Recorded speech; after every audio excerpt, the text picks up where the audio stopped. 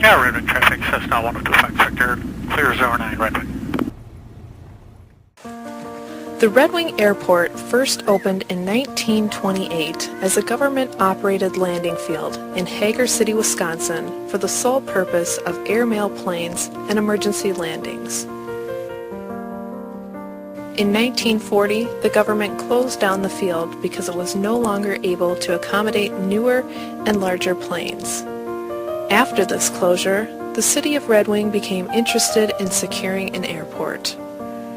In 1946, the city bought 147 acres of land between Hager City and Bay City, Wisconsin.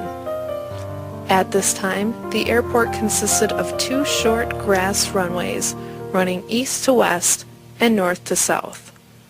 However, in 1959, the runways were deemed unstable for business aircraft. Over the next 2 years, improvements of all kinds were made to the airport, and the Red Wing Shoe Company leased a part of the land to establish a hangar on the north side of the airport. During this time, John Howley Jr. donated 139 acres for the use of the Red Wing Airport, and the runway was altered again to include night lighting. In 1970, Harold Henn constructed a large maintenance hangar just east of the Red Wing Shoe Hangar. Bob Seifert purchased this large hangar and established Seifert Skyways in 1978, which offered flight instruction, gas sales, and charter services. Then in the late 70s and early 80s, additional land was purchased and the runway was extended 1,000 feet and a 24 by 24 foot terminal building was built. New taxiways, enlarged parking ramp, and a new lighting system were also added. 1989 saw the beginning of construction for a new and larger terminal building and a maintenance hangar. Another phase of the airport expansion occurred during the mid-90s. The runway was realigned and lengthened to 5,010 feet. Then, with the installation of the ILS, or Instrument Landing System, the Red Wing Regional Airport became an all-weather airport. With this designation, the FAA requires that the runway be cleared within 3 hours of any significant snowfall. In 2003, a maintenance building was completed to house snow removal equipment and other maintenance equipment. The most recent expansion to the airport was the commercial aircraft parking area, which was completed in 2007. This allows larger aircraft to park safely in a non-congested area. This program will explore the Red Wing Airport's history, its maintenance, and its contribution to the economic growth of the area.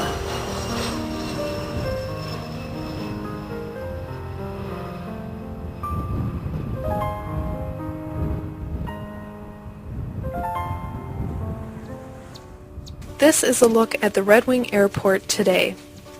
This is a unique airport. It is one of only a few airports in the country that is located in a different state from which it is owned. Annually, approximately 20 to 30,000 planes take off or land here, and around 50 planes, including a few corporate-based aircraft, are locally based here. This airport also supports air ambulance traffic, and on occasion, military helicopters use it for training purposes. The airport master plan is continuing to evolve for the future needs of aviation at the airport. The terminal acts as the center for visitors coming into the airport. Pilots use the flight planning room to check weather briefings from the FAA as well as to file flight plans. In addition to the flight planning room, there is a conference room and a terminal service counter. The terminal service counter is used for the requesting of services and needs of incoming and departing aircraft. Typical information provided are where planes should be tied down, general information about the airport, services offered at the airport, facilities, as well as local information. In 2005, Blue Airways completed a pilot's lounge in the terminal. This lounge allows pilots to rest after a long flight or in between flights out of the way of other airport activity. An additional part of the airport includes a remote weather computer, bathroom, and phone that is open and available 24 hours a day, 7 days a week. The fixed-based operator and caretaker of the airport can also be found here in the terminal. The fixed-based operator, or FBO, is an operator at the airport who runs a business such as aircraft maintenance, fueling, storage, flight training, and aircraft rental. The FBO provides upkeep of the terminal and city-owned hangar, such as mowing and snow removal. This position is also the caretaker for the airport and is responsible for communication with the city on ongoing operations at the airport. The caretaker also reports airport deficiencies, such as lighting, debris, snow conditions, and monitoring the instrument landing system. The Red Wing Airport has a mix of both private and commercial hangars, facilitating both recreational flying and corporate aviation. Hangars are a necessity for transient aircraft to protect them from severe weather and winter storms. Private hangars are owned by private individuals and are located at the west end of the airport property. Currently, there are around 40 privately owned hangars, and space is available for the construction of additional private hangars. Commercial hangars at the airport are home to commercial operators such as Blue Airways, Red Wing Aeroplane, and Seifert Skyways.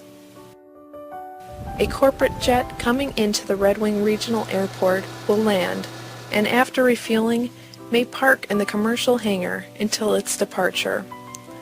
Hangars are safe and secure at all times. Spaces are available at the airport for commercial operators. When a plane is preparing for takeoff, it makes its way to the runway via the taxiway. The taxiway runs parallel to the runway.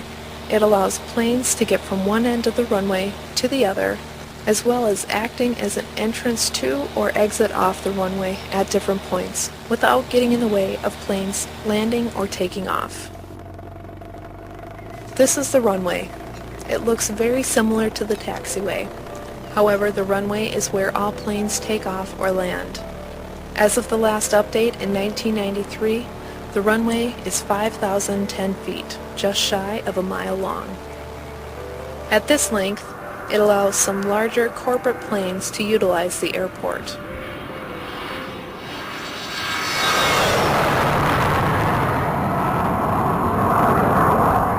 Both the runway and the taxiway are paved with blacktop, but due to the blacktop's strength, as well as the length of the runway, commercial airliners could not land here.